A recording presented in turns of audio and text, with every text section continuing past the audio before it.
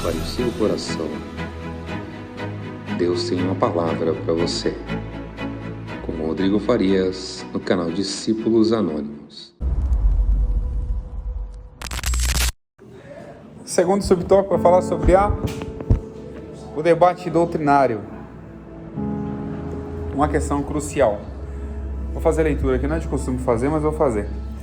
A questão gentílica chegou a Jerusalém para ser tratada, contudo, os judaizantes que ali se encontravam deixaram claro que a igreja deveria circuncidar os gentios convertidos e ordenar a eles que guardassem a lei de Moisés. No entanto, no entendimento desse grupo,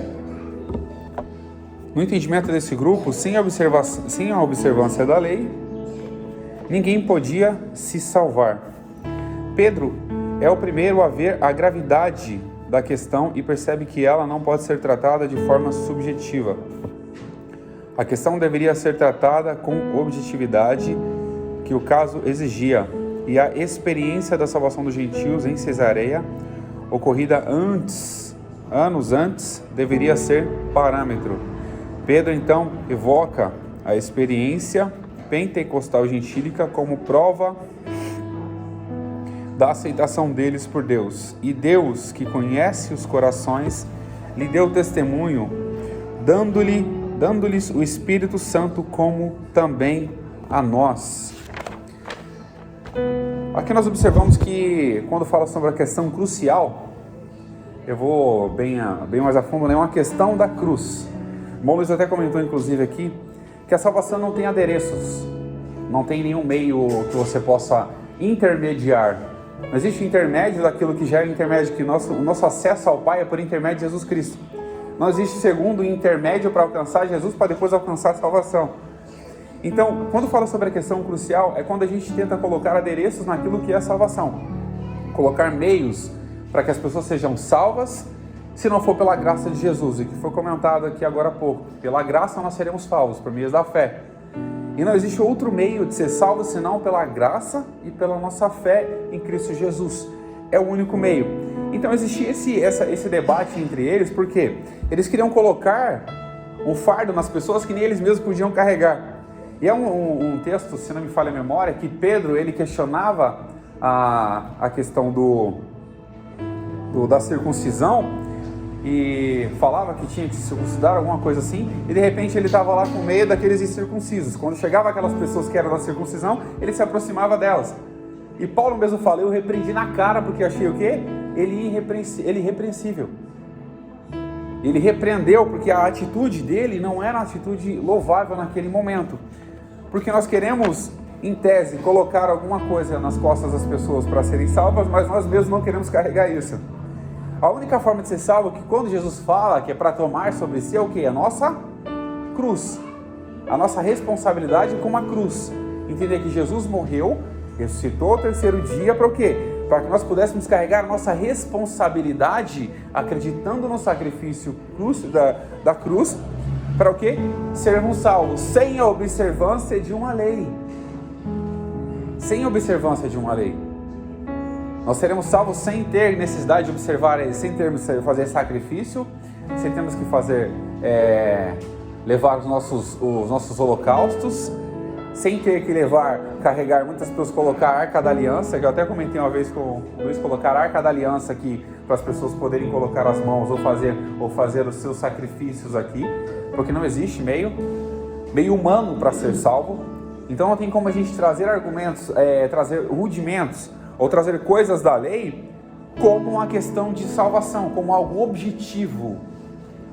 Quando falo objetivo, é aquilo que não pode ser questionado. É objeto, é aquilo, é ponto. Agora, quando fala subjetividade, é o quê? É você entrar mais no mérito da questão, se aprofundar mais, para quê? Para entender que a salvação não vai ser por meio de coisas visíveis. Eu ter que preparar o meu holocausto, eu ter que trazer o meu novilho sem mancha, sem mácula, para apresentar em sacrifício a Deus. Não, porque o nosso sacrifício foi um cordeiro mudo, imaculado, que foi apresentado, foi crucificado, e hoje nós temos essa liberdade de oferecer o nosso próprio corpo em sacrifício vivo, que é o quê? O nosso culto racional. É isso que a gente faz, oferece o nosso próprio corpo como sacrifício. Ou seja, nós jejuamos, nós oramos, nós buscamos a Deus, nós abrimos mão. O que fala em sacrifício é o quê? Você abrir mão de alguma coisa para oferecer a Deus. Você abre mão das suas vontades. Você abre mão, quem não queria estar dormindo nessa hora? Muitas pessoas gostam de dormir, abre mão da sua vontade de estar dormindo. Abre mão da vontade de tomar aquele café. Parece que é algo tão profundo, porque quando nós fazemos um propósito com Deus de jejuar, orar, buscar a Deus, fazer uma consagração, daqui a pouco nós acordamos, parece que a mesa do café está a coisa mais linda do mundo. O café é o mesmo, o pão é o mesmo, mas parece que o brilho no olho, porque nós estamos fazendo um sacrifício. Esse é o nosso culto racional, esse é o nosso sacrifício que nós temos que fazer. Fazer essa oferta para Deus, o nosso próprio corpo, abstendo da nossa vontade, fugindo da aparência do mal, resistindo ao diabo para que ele fuja de nós, se aproximando de Deus, se aproximando da salvação, porque é o único meio, não existe objetos da lei que possam fazer isso. E Pedro demonstrou claro que a experiência dos gentios, que eles tiveram dos gentios, que nem o descer do Espírito Santo na casa de Cornélio, a pregação em Antioquia, Síria, Cilícia, esses elementos demonstrou claro que a salvação não era por elementos humanos, porque os gentios não eram circuncidados, os gentios não seguiam a lei, não faziam sacrifício. No entanto, eles eram apresentados, quando eles iam pregar para os gentios, eles não apresentavam Jesus como o Messias prometido, mas eles apresentavam Jesus como o próprio Deus, como aquele que era maior do que os outros deuses que eles seguiam. Por quê? Porque os gentios trouxe essa amplitude para que pudesse demonstrar que a lei não era objeto de salvação, mas era a graça. O irmão Luiz falou e frisou aqui, todo mundo sabe o que é graça. É um favor que a gente não merece. A gente merecia o quê? A gente podia fazer o nosso próprio sacrifício? Eu podia chegar lá, oferecer o meu corpo e falar, não, Jesus não precisa ir não, que eu vou no seu lugar, que eu vou morrer. Você morrer se adiantar alguma coisa? Não, porque nós vimos carregados de pecados. Nós vimos carregados desde o Éden, as pessoas pecaram, se afastaram da glória de Deus. O pecado nos afastou disso. Então, era necessário vir alguém que não tinha nenhum pecado. Alguém que não tinha pecado veio para morrer por pecadores, para perdoar o pecado dos pecadores. Alguém que não tinha mancha veio como cordeiro para se oferecer em sacrifício para tirar as manchas do pecado que havia no nosso coração. Ele veio para isso, e a lei não é parâmetro para nós. A lei não é parâmetro. O que é parâmetro é o quê? A salvação pela graça em Cristo Jesus. Ponto. Encerrou. Esse é o único meio, é a salvação em Cristo Jesus. Então, além dessa questão dos gentios serem alcançados pelo Evangelho, tem a questão do subtópico, que é a experiência do Pentecoste na fé dos gentios. Porque o Espírito não veio só para... A descida do Espírito Santo não foi só para os judeus que estavam ali, que estavam reunidos em Jerusalém, mas foi também para os gentios. Olha só para você ter ideia, a amplitude disso, que não ficou só na questão dos judeus, porque começou o quê? Ser levado para todas as nações, a experiência espiritual, o fortalecimento espiritual para todas as nações. Você observa que naquela época, era, por exemplo, deixa eu tentar achar um exemplo bem mais fácil aqui. Naquela época não tinha tantos escritos, a não ser o Antigo Testamento. Então eles seguiam esse Antigo Testamento. E por isso que observa que existiam alguns profetas que traziam algumas profecias, alguns homens que recebiam revelação do Espírito para escrever. Dentre eles, observamos a vida de Paulo, que foi um dos maiores escritores do Novo Testamento. Eles tinham por revelação do Espírito a palavra. E hoje em dia, o que nós temos como revelação do Espírito a nós? A palavra. É buscar conhecimento na palavra, meditar nela. Então, além dessa experiência espiritual pentecostal que teve no dia de Pentecoste, em Atos, no capítulo 2, também foi continuada para os outros irmãos que eram gentios. E para nós também. Eu acredito na continuação dos dons espirituais. Eu acredito na continuação dos dons. Eu creio que muitos, inclusive aqui nós, do nosso meio aqui, assembleiano, tantas outras assembleias também que existem, acreditam nisso, na continuidade dos dons espirituais. E eu acredito piamente nisso. E não tenho dúvida nenhuma que o Espírito Santo ainda continua revelando, ainda continua fortalecendo pessoas, ainda continua fazendo um trabalho de trazendo dons espirituais para cura, dons espirituais para manifestação do Espírito em interpretação de línguas, dom de línguas. Eu acredito nisso. Então essa experiência que aconteceu antigamente ainda acontece hoje nas nossas vidas como experiência espiritual. E o Pentecostes ainda vive no nosso coração pela fé em Cristo Jesus. E a gente vai para o terceiro subtópico, né? Eu vou correr aqui porque falta pouco tempo. A fundamentação profética da fé gentílica. E aqui nós temos que, em Atos capítulo 15, verso 15, diz pra gente que, alguém puder abrir, pode ler para mim, por favor, Atos 15, 15. Eu ia ler aqui na leitura bíblica, mas não tem, né? Só a partir do 22. Estando de acordo com as palavras dos profetas, como está escrito. Obrigado, Luiz. E aqui nós temos o quê? A questão tem até um parênteses aqui, com isso concordavam com a palavra dos profetas. É aquilo que eu falei, os profetas traziam palavras, eram palavras que eles escreviam depois, até mesmo os escritos eram, por meio dessas profecias, que eu acredito que a palavra de Deus é uma profecia direcionada à igreja, a nós que estamos aqui. E Deus havia mostrado aos antigos profetas que os gentios também fariam parte desse povo. E não só os profetas revelavam que isso tinha, mas o próprio Jesus falou que, bem no finalzinho do Evangelho, se eu não me engano, de Mateus, fala para a gente ir por todo mundo e pregar o Evangelho a toda a criatura. O que seria a criatura? Só os judeus? Só os judeus eram a criatura? Não, eram todos os povos, todas as nações, todas as línguas. Então isso, eu costumo dizer que não importa a pessoa que tente impedir o Evangelho de continuar, ele vai continuar independente da situação. Vai haver pessoas que vão enfrentar ditaduras, como foi comentado aqui. Ditaduras se levantam, proíbem cultos por vídeo, tem que ser por meio de sites das estatais, do próprio Estado, para que controle aquilo que vai ser falado ou não. Isso não vai impedir, porque o Evangelho vai continuar crescendo. Enquanto há lugares para se reunir, que na China não foi proibido lugares para se reunir, eles se reúnem mais de porta fechada, o que acontece?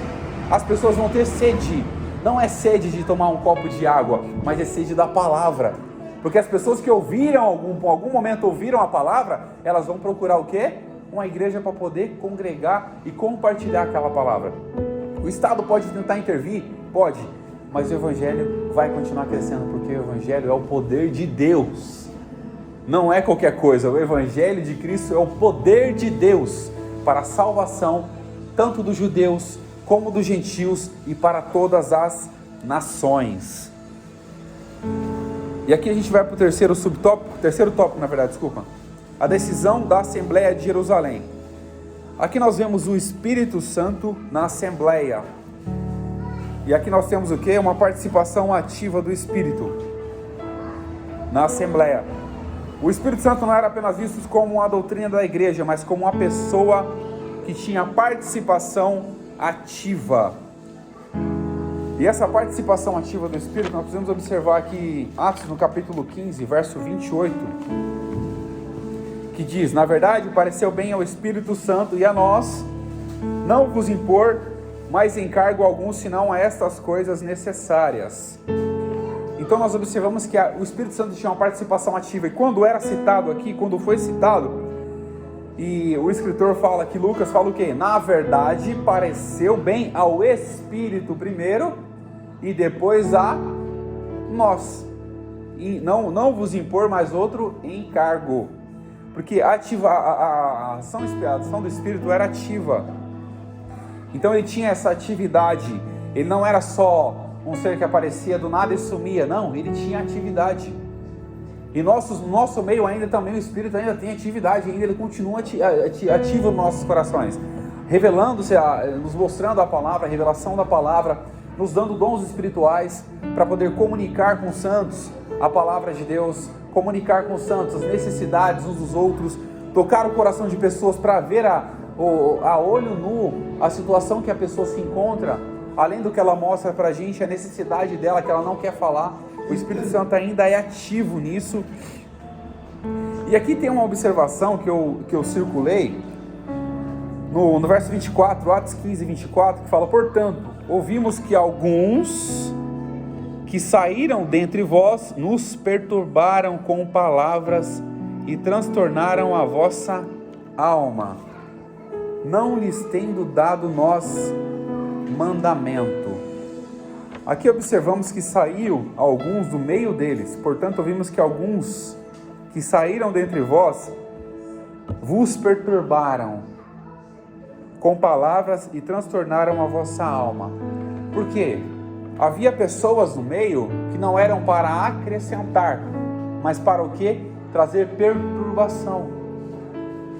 Por isso que é importante para nós, nos nossos dias de hoje, ter o conhecimento, o mínimo possível da palavra, para não sermos levados por qualquer vento de doutrina, por qualquer argumentação física ou fática que as pessoas tragam, e falar, está escrito. Porque o próprio inimigo, quando foi tentar Jesus, o que ele usou para tentar Jesus? Ele falou, está escrito. Mas o texto sem o contexto, sem a fundamentação, é o quê? Só gera confusão. Então nós precisamos compreender mais a palavra, para que as pessoas que venham no nosso meio não perturbem a nossa mente ao ponto de confundir o nosso intelecto da palavra, e a gente possa o quê? Achar que a gente está errado ou está seguindo lugares errados. Tinha pessoas no nosso meio, por isso que eu falo para você, a gente tem que ter muito cuidado com aquilo que nós ouvimos. Temos que ter muito cuidado com aquilo que nós somos aconselhados. Paulo fala que as más conversações ou as más companhias corrompem os bons costumes. Salmos 1 fala que bem-aventurado o homem ou a mulher que não anda segundo o conselho dos ímpios. Porque a impiedade não traz conselho, só traz destruição. Então nós temos o quê? Há pessoas que deixam, por exemplo, ser levadas por isso, não tem estrutura, não tem base, não tem fundamentação bíblica, e qualquer pessoa que venha, é fácil de ser levado. E tinha uma pessoa entre nós, que estava aqui, ouvia a palavra, dava aula, mas não tinha o quê? Fundamentação bíblica. E de repente o que aconteceu? Ele foi para outra religião que nós da Assembleia consideramos como seita, porque se você guarda a lei é uma seita. E ele foi para onde? Para Adventista do sétimo dia. Mas espera aí, o que aconteceu?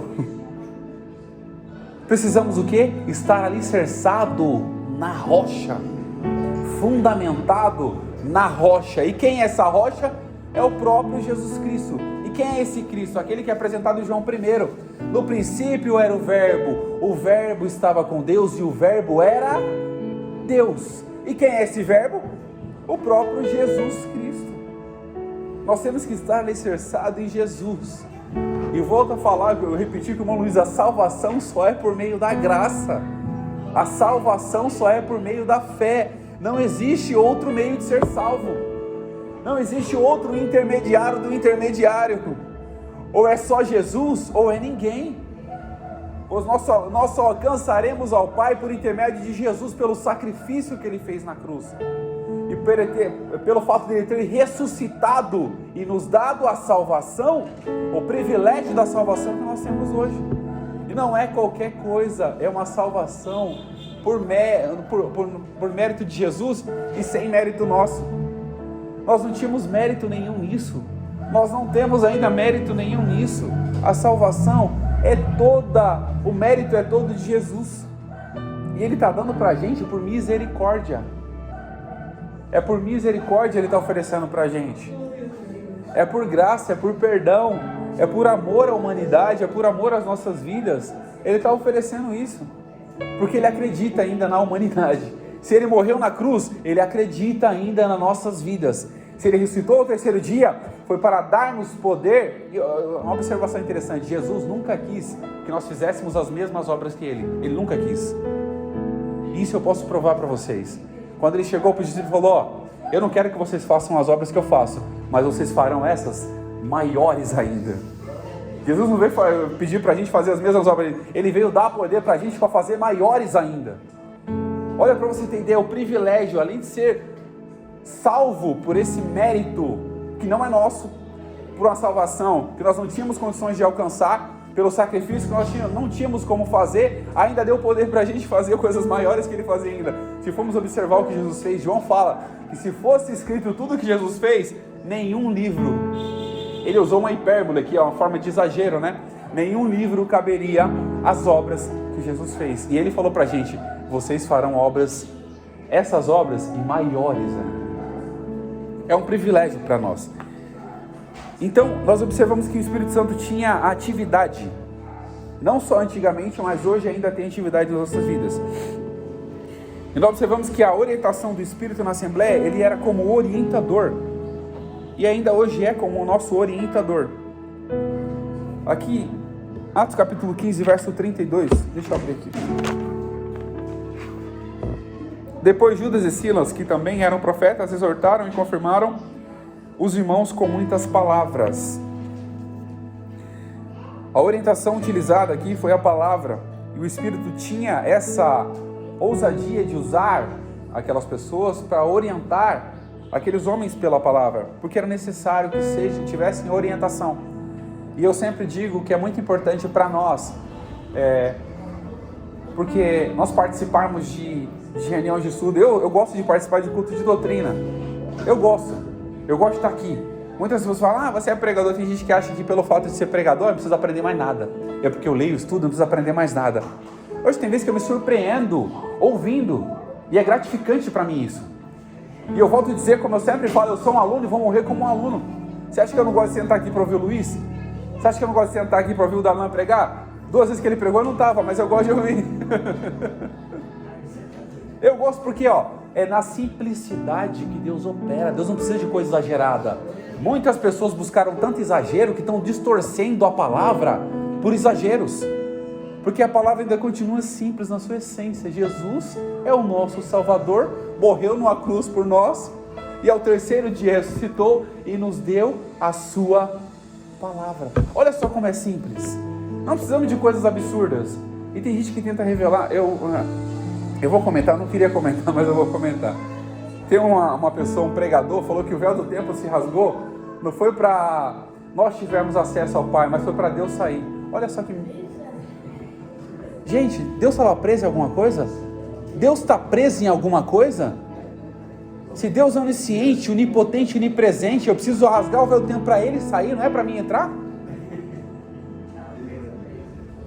Olha só, para você ter ideia, nós queremos tanto impressionar as pessoas que nós cometemos heresias, tentando trazer impressionamento. Nós não precisamos impressionar ninguém.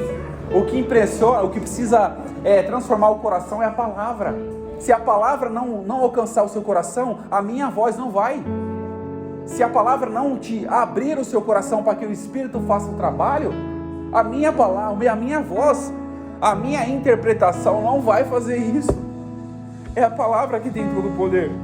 Então nós estamos, assim como o Espírito tinha orientação naquela época, orientava as pessoas, Ele ainda continua orientando. Nós só precisamos estar sensíveis à voz do Espírito para Ele nos orientar. E você pode observar que o Espírito atua onde há dependência. Quando você sente-se dependente, Ele vai usar você para fazer. Agora, quando você se acha autossuficiente, acabou. Ele fala, tá bom, já que você quer ser autossuficiente, então vou deixar você fazer. Aí é só enrosco, é só problema, é só dor de cabeça. Mas quando a gente vai dependente, não importa. Tantas vezes eu tenho oportunidade, e eu estudo para pregações. Não sou melhor do que ninguém por isso. Eu estudo para pregações, o Luiz sabe como é que é. A gente estuda, tem vezes que a gente passa o dia inteiro estudando, e vai anotando, e vai lendo, vai anotando, vai fazendo um monte de coisa, e fica quase o dia inteiro estudando para pregar 30 minutos. Porque nós viemos aqui para quê? É na dependência. O Espírito fala aquilo que Ele quer. O Espírito conduz nossas vidas daquilo que Ele quer. A orientação é dEle. A autonomia é dEle. Nós somos orientados pelo Espírito. Porque a igreja pertence a quem? A Jesus Cristo. E quem é que orienta a igreja? É a palavra de Cristo. Nós somos apenas instrumentos. Eu gosto de ter um escritor, né, também um influencer digital. Não chega a ser influencer que a gente ouve muito. Ele estava dando um estudo que ele costuma dar todos os dias pela manhã. E de repente uma pessoa deixou um comentário e falou: ó, você mudou a minha vida. Eu acho que aquilo incomodou ele muito. Aquilo incomodou ele muito. Quando ele viu aquela mensagem, ele falou: irmão, eu não mudei a sua vida. Quem mudou foi a palavra. Eu sou apenas um instrumento. Quando você reconhece que você é apenas um instrumento, você observa que quem transforma é a palavra, que quem muda é a palavra, que quem convence é o Espírito, e você vai continuar sendo instrumento pro resto da sua vida. Isso você observando a vida dessas pessoas que usam esses meios para poder demonstrar que realmente não é por ele. Ele está ali todos os dias, de segunda a sexta-feira, fazendo um programa que ele faz. Ele prega aos finais de semana, faz um estudo na segunda-feira à noite. E olha só para você ter ideia, ele podia se achar importante por isso? Humanamente falando, ele podia se achar importante, mas o que ele está fazendo, a importância é de quem está sendo, para quem está sendo feito, não é quem está fazendo. A importância da palavra, não é quem está pregando a palavra. O Luiz acabou de falar assim, comentar sobre isso. A importância da palavra não é quem está pregando a palavra. Como instrumento, nós somos conduzidos pelo Espírito, orientados pelo Espírito, para continuar fazendo aquilo que o Espírito direcionado quer fazer. E aqui temos o parecer final da Assembleia, no terceiro subtópico. O parecer da Assembleia foi que os gentios deviam abster-se das coisas sacrificadas aos ídolos, do sangue e da carne sufocada e da fornicação. Aqui nós observamos que esses argumentos eram utilizados pela lei, né? Eram utilizados pela lei. Mas eles não trouxeram tudo da lei para jogar. Mas eles observaram que havia alguma necessidade de se manter nessas separações ou nessas... como é que fala um termo mais? Nesses distanciamentos de algumas coisas, a Assembleia decidiu, com base em quem? Na palavra e direcionada pelo Espírito. E quando houvermos decisões, as nossas decisões têm que ser direcionadas pelo Espírito. Observamos isso em diversas lideranças. Quando a liderança vai decidir algo, a liderança tem que decidir pelo aquilo que o Espírito orienta, porque a igreja é de quem? Eu volto a falar, a igreja de quem? É de Cristo. E nós somos direcionados, somos líderes e temos liderados, para quê? Para falar a palavra, direcionar pela palavra e pelo Espírito, porque a necessidade da igreja, quem entende é o Espírito, é o próprio Jesus que entende a necessidade da noiva. E é Ele que vai direcionar para que aquilo seja feito conforme tem que ser feito, conforme a vontade do Pai. Aqui outra coisa que eu grifei aqui, eles eram fiéis à doutrina da salvação pela graça. É o que nós comentamos aqui. Isso sem elementos legalismo judaico. O que é legalismo? Alguém sabe dizer o que é legalismo? É bem fácil de compreender o legalismo, né? É alguma coisa voltada para uma lei. Legalidade, alguma lei, alguma ordenança. Então, eles tinham esse legalismo. Vocês precisam seguir Moisés, seguir a lei de Moisés para ser salvo. Vocês precisam guardar o sábado para ser salvo. Vocês precisam dar as suas contribuições. Vocês precisam seguir os ritos judaicos. Quando tocar o sino parar, não é errado isso, tá? Quando o sino parar, por quê? Eles usavam esses legalismos, que era a própria lei de Moisés, como argumento de salvação. Mas você pode observar que essa lei, a palavra fala que a lei e os profetas duraram até João Batista. Vamos dar uma ênfase para a lei. A lei durou até João Batista. Ele preparou o caminho. E quem era o caminho? Jesus. Ele veio para preparar o caminho. E quem era o caminho? É Jesus. Para que a salvação fosse pela graça e não pela lei. Qual foi os mandamentos que Jesus deixou para a gente? Amarás ao Senhor teu Deus acima de todas as coisas e ao seu próximo como a ti mesmo.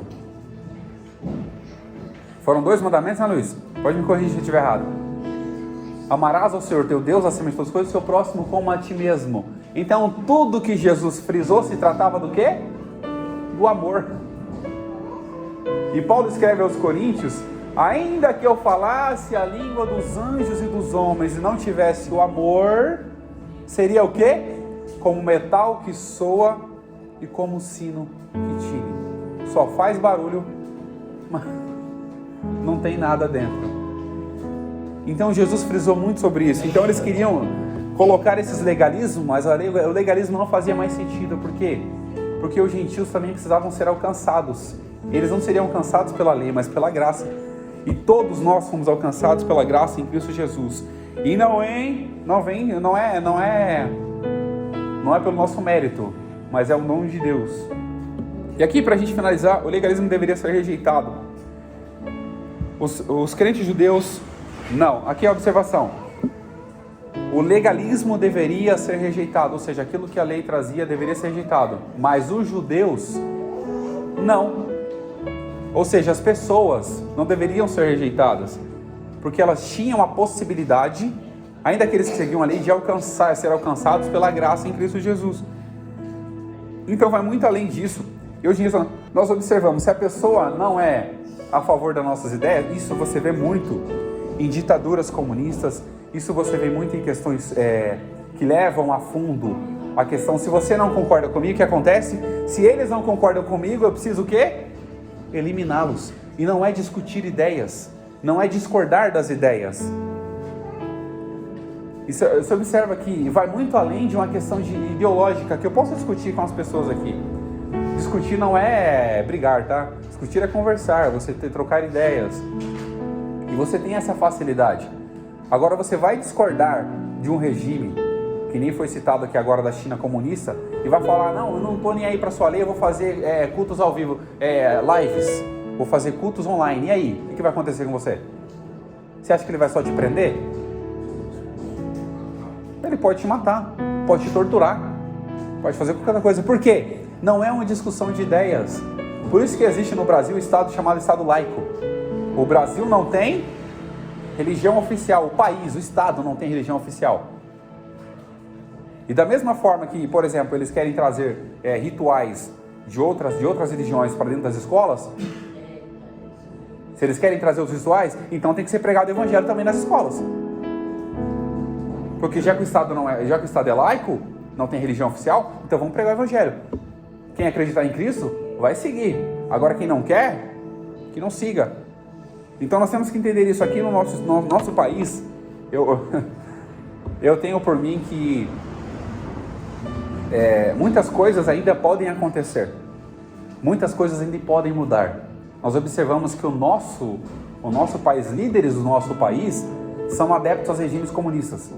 Então eles podem tentar fazer a implementação de comunismo no Brasil. Vai ser difícil? Vai, mas isso pode acontecer. Então o que nós temos hoje como liberdade, como Estado laico, pode se romper a qualquer momento. E nós sabemos, teve uma lição que o Luiz comentou, a igreja de Cristo é baseada na perseguição. Ela vai crescendo, quanto mais ela é perseguida, mais ela cresce. Quanto mais ela é perseguida, mais ela vai avançando, mais ela vai se aprofundando. Por quê? Mais vai criando raízes. Então é assim que nós precisamos continuar a nossa vida, acreditando que nós seremos salvos pela graça e não devemos impor limites nenhum a isso, porque isso trata da nossa liberdade, para a liberdade que Cristo nos libertou. Então nós precisamos entender que a nossa liberdade não pode ser confundida. Até eu ouvi uma pregação do Eliseu Rodrigues, ele é meio doido de vez em quando pregando. Nós vamos confundir liberdade com libertinagem, graça com libertinagem. A liberdade é o quê? Você recebeu Cristo, você foi livre toda aquela carga ruim que tinha no seu coração. Para quê?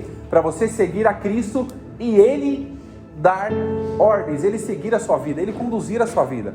Você está entregando a sua vida para Cristo, para que Ele conduza a sua vida. Não é Cristo me libertou para fazer o que eu quero, não, mas é para fazer o que está escrito. O que Cristo nos ordenar.